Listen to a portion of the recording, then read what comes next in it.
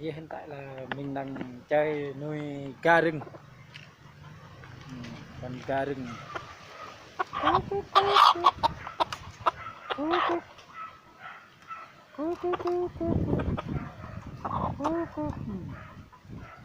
Con cá rừng mình nuôi. Con cá rừng mình nuôi này.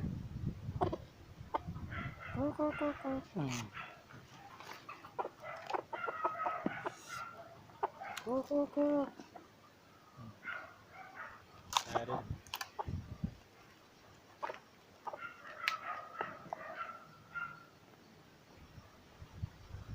Nuôi con cá rừng.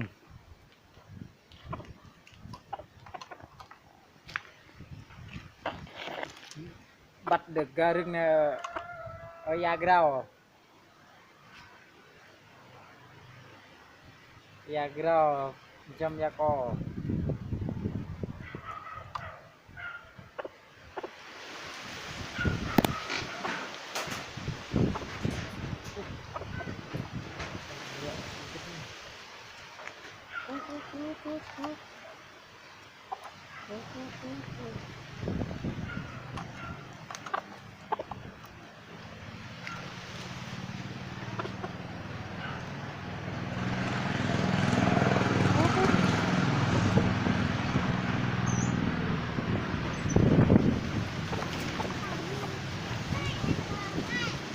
Lan.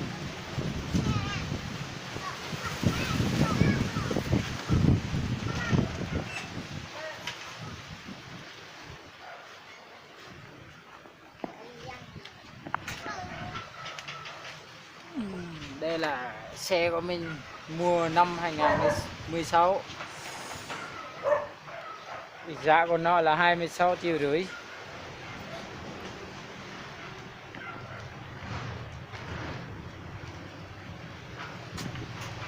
Số của nó là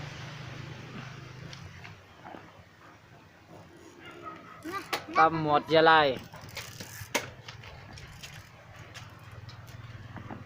Đây là nhà của mình, nhà cửa của mình.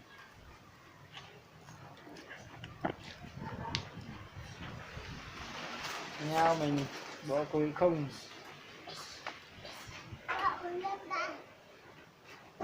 Đây là tóc quỳ xây.